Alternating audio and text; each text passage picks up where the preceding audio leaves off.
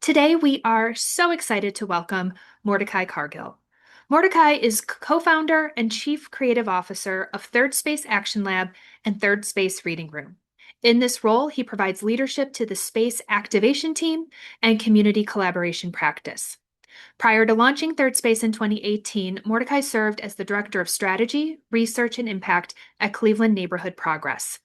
He has held many fellowship roles in his leadership journey, including Aspen Idea Fellow, German Marshall Memorial Fellow, and a Places Fellowship. He is also active in the community, serving as board president of Cleveland Owns, advisory board member of Cleveland Votes, board member Policy Bridge, board member of Assembly for the Arts, Signal Cleveland Advisory Board, and Idea Stream Public Media Community Advisory Board. And we are happy to have him in the current cohort of Leadership Cleveland class of 2026. And Mordecai, I see many of your LC26 fans here with us on the call today. So Mordecai, please welcome and jump on in. Awesome.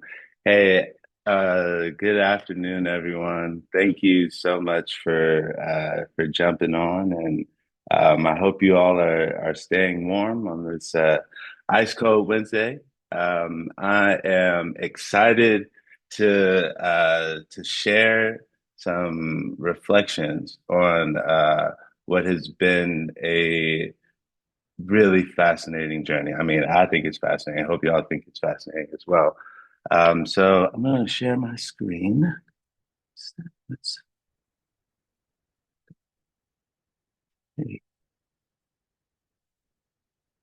All right, so everyone can see this. I'm just trusting. Okay, right on. Awesome.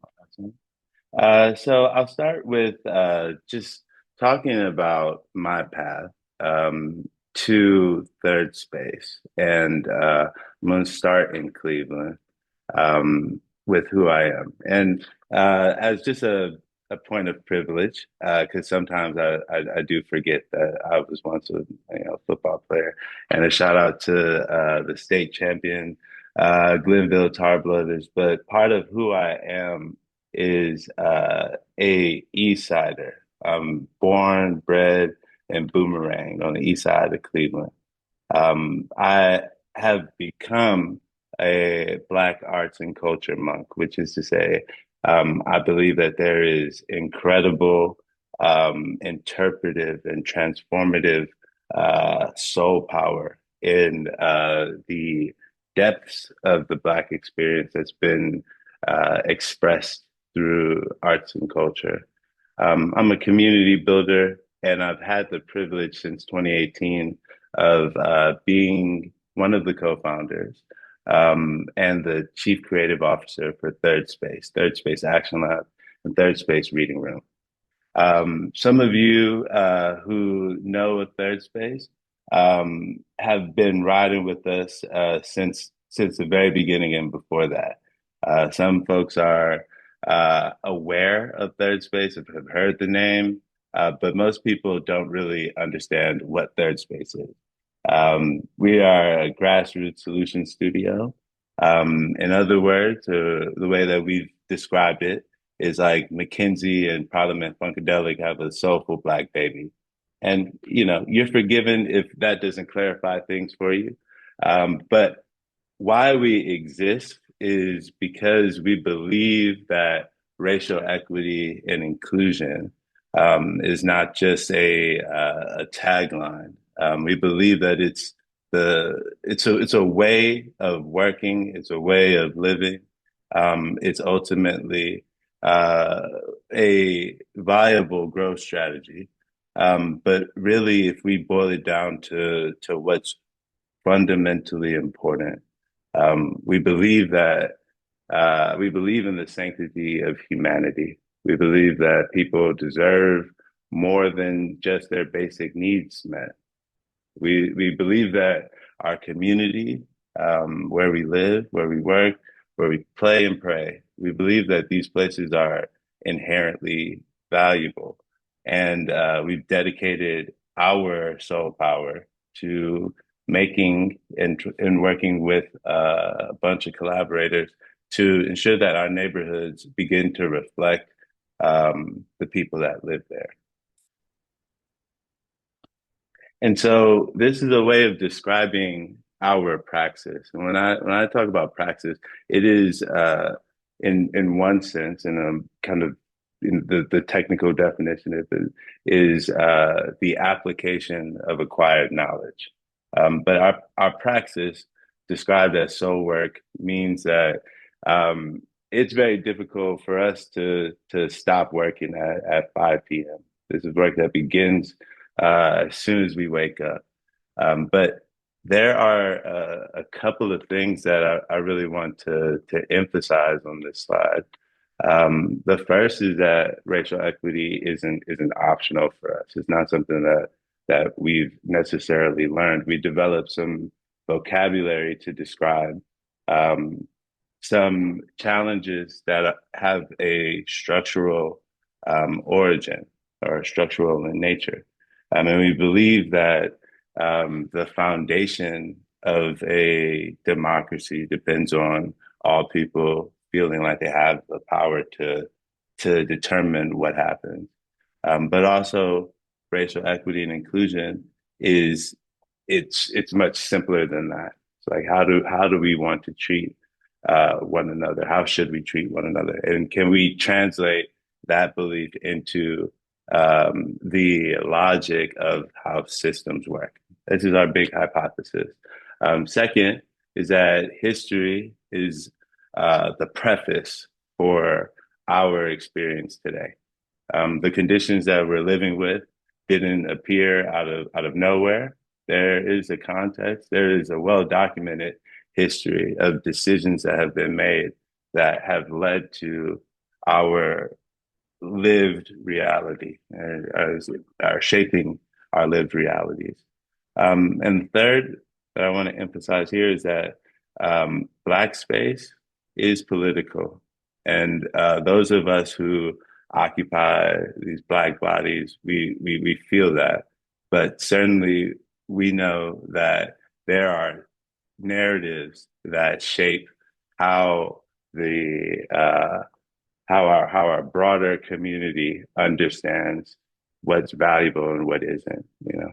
And the way that you can tell the difference between a Black community and let's say the dominant community is if you go to Martin Luther King Boulevard in any major city, there is an observable difference, and we believe that that is the starting point for a tremendous opportunity if we're able to unlock our imaginations. So back to what we do. In a nutshell, it's activating space and activating people. And we do that in, I think it's appropriate to try to boil it down to three buckets. But don't hold me to it if we see each other in the real world.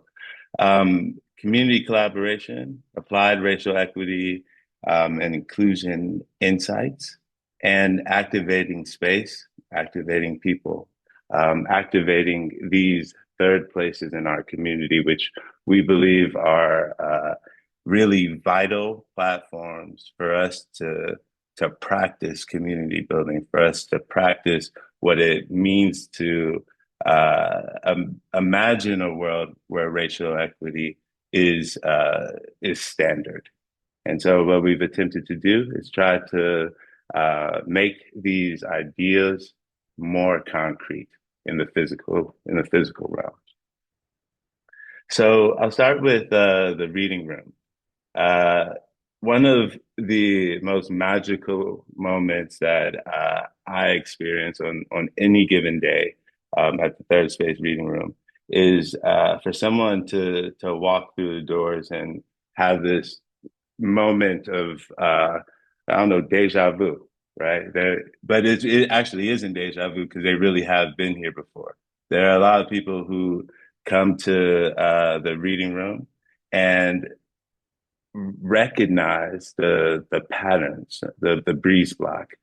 It's something that you have to see, but this is a building that emerged out of necessity. There were 9 Black doctors who were shut out of practicing at the mainstream healthcare institutions.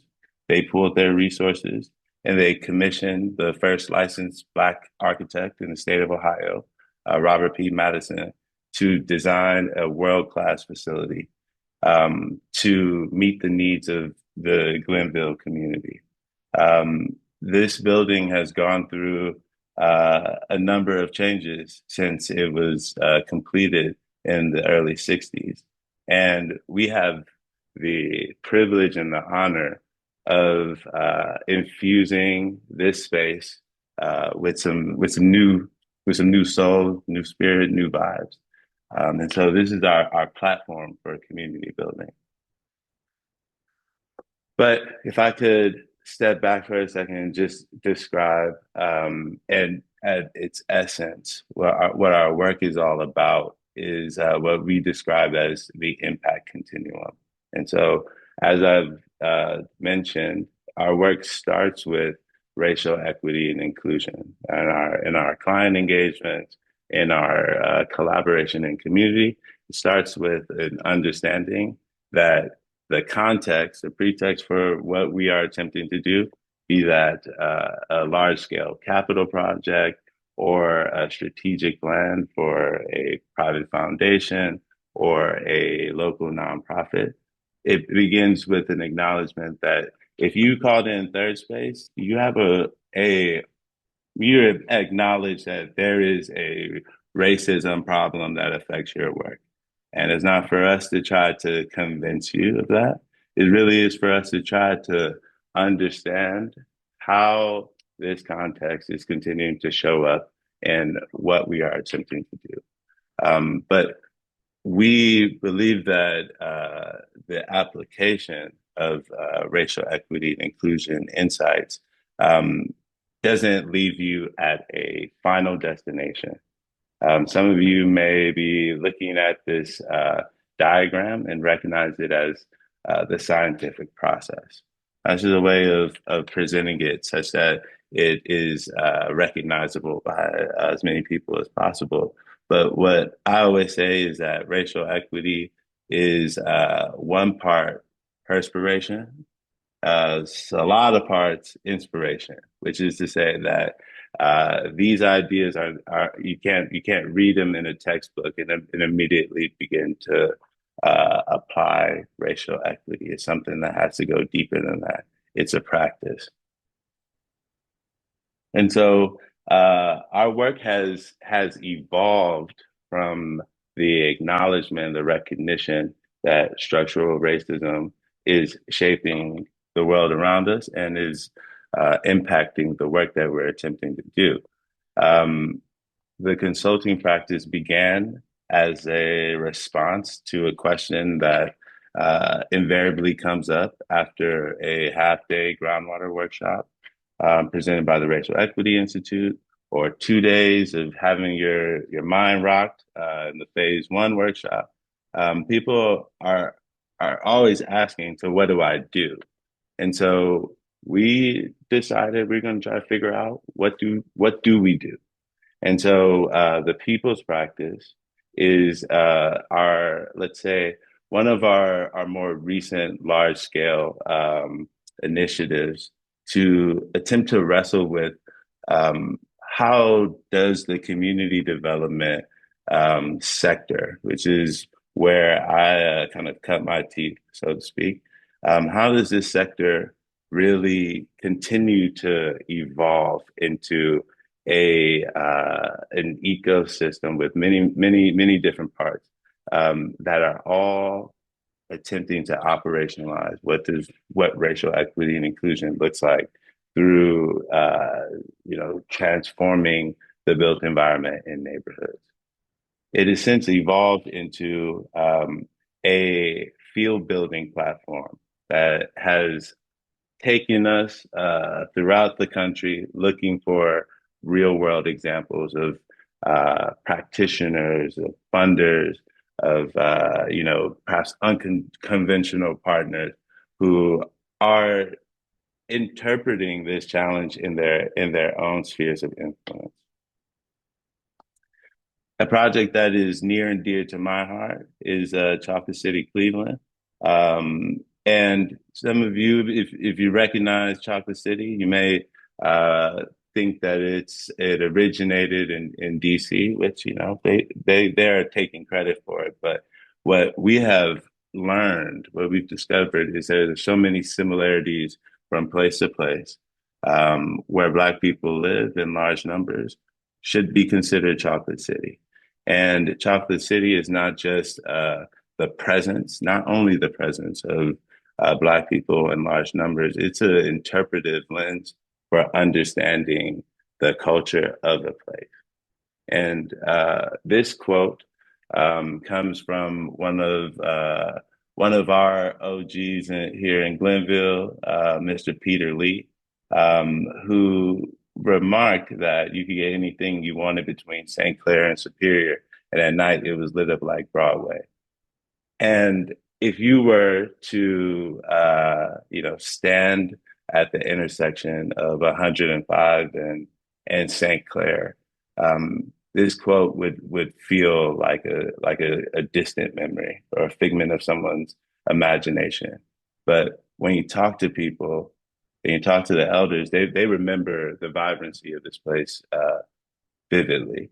And we've taken on the challenge, and we're not alone in this, but taking on the challenge of trying to imagine what it would look like for this place to feel like that again. And so the Chocolate City map is a way of trying to bring into being the good old days. It's a way of trying to think about how do we distill something about our culture that it no longer exists, something about our built environment that no longer exists, or exists in diminished form, as a starting point for us to reimagine some new potential. And then finally, um, a an effort that is, to put it lightly, it was a labor of love. Last year, around this time, as we were considering what felt like a retrenchment or the arc of the moral universe bending in the opposite direction, when it felt like, a lot of the commitments that people and organizations had made in 2020, it felt like that was I don't know, a nightmare, fever dream, or something like that. People were going the opposite direction on racial equity and inclusion.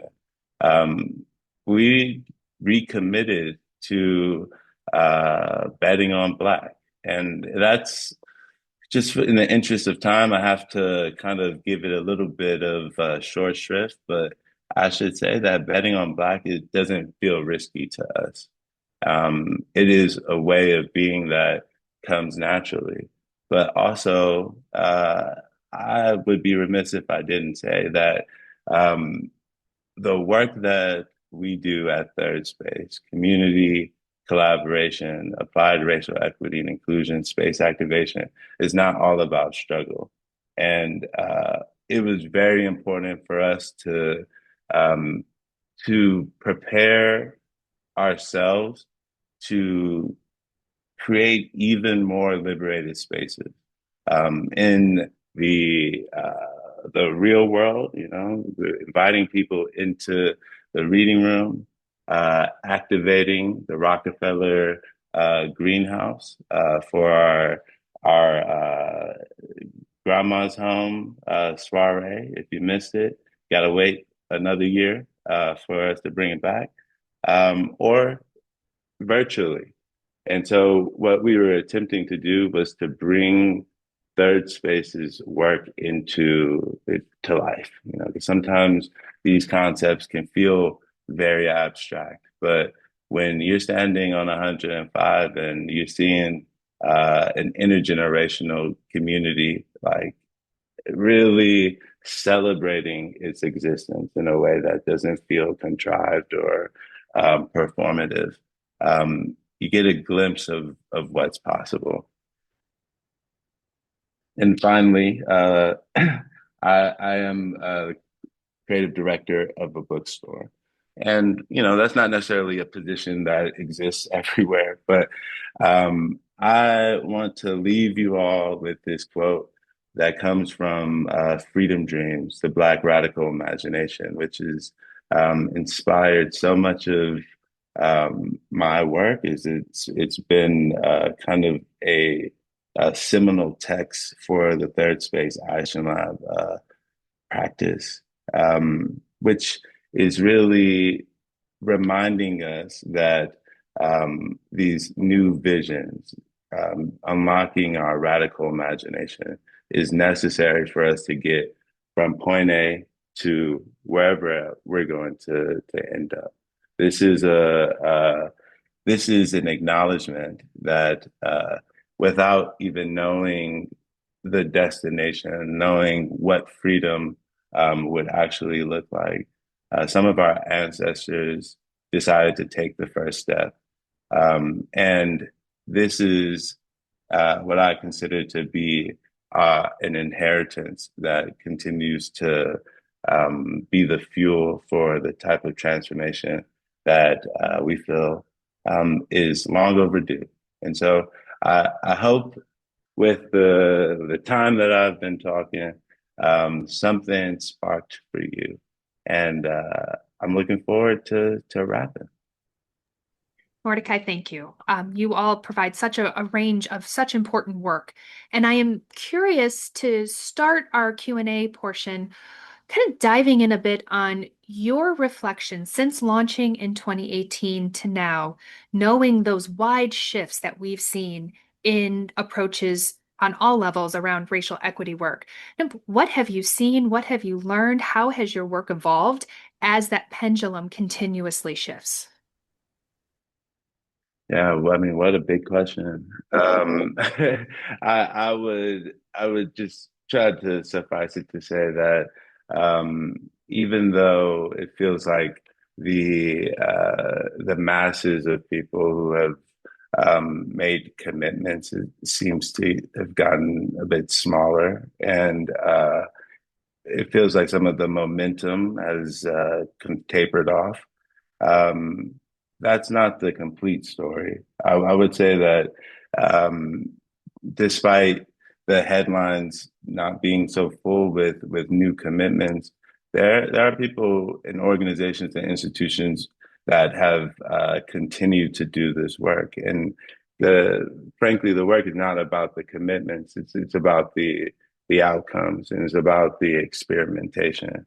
I think that what I've been very pleased by, and I feel like we've had a part to play in that, is that here in Northeast Ohio, since 2016, more than 20,000 people have attended uh, one of the Racial Equity Institute's workshops that we've been organizing. And I feel like the impact of that is not the numbers. I think it shows up in conversations that we're having in Cleveland. Like racial equity is still on the agenda, although it may be less on the headline. As you were wrapping up, you mentioned being the creative director for a bookstore. Can you talk about your collection and what folks would find on site? Oh yeah. It comes from the wells of Black and Brown and Indigenous um, inspiration and intellectual work. There's a lot of nonfiction. There's a lot of texts that are really guiding us towards using our imagination. I mean, we have the canon of African American literature and scholarship, but we also have one of the best collections of coffee table books you're going to find this side of the Mississippi. And so, really, this collection is intended to make real what it looks like to put racial equity and inclusion into practice. As you think back since your launch, what is a success story that you are particularly proud of? Yeah. Hmm. So this is still an unfolding, of course, but I would have to say uh, in recent history, we've had the privilege of working with New Point Community Development Corporation. And this is an organization, this is a community development corporation that has expanded its service area tremendously. I would say its footprint has doubled in size. And the southeast side of Cleveland is facing some pretty significant challenges. But I feel really proud of the fact that we galvanized the resources to try to create the most thoughtful, comprehensive neighborhood master plan that that we could muster. But also, it's important to note that sometimes an organization or serving a community, like two communities, I should say, Union Miles and Mount Pleasant, um, I don't think that these plans go deeply enough. We It's hard for me to even describe how much effort and how much care my team has put into producing something that the New Point Community Development Corporation could actually use. And I would say that even when the our scope of work, our contract is up, it's hard for me to step away. And so, frankly, Newpoint is going to be dealing with me, like it or not, uh, as long as as I can get there. You know, so I feel very, very proud of that. We've also contributed to the North Coast Lakefront Master Plan, and I mean, that plan is going to change. I mean, since it was completed, but you know, I feel proud of the fact that we've been able to cover such a wide range of kind of lanes in attempting to make our community reflect what is unique about it, which is the people. And how can those of us listening to you today support the work that you and your team are doing, knowing that we work and interact in very different spaces? Yeah, well, you can certainly come to the Third Space Reading Room, on 105, 1464 East 105. Also, follow us on social media at Third Space CLE. And also just stay tuned. Oh, thank you, Evelyn, for for dropping the links in the chat. But if I could leave everyone with this final thought, it's important right now more than ever for us to take seriously the patterns and the signals that we can interpret from history. Is as a wise person said that history doesn't repeat itself, but it often rhymes, and it feels like we are hearing a very disturbing rhyme. And so I would encourage everyone to read more books, not to be flipped, but you know, there's some valuable lessons in these texts, and to keep the faith. Mordecai, I think that's a great way to close out our conversation today. So thank you for joining us, and thank you for all of the work that you and the entire team at Third Space Action Lab is doing to advance some incredibly important work in our community.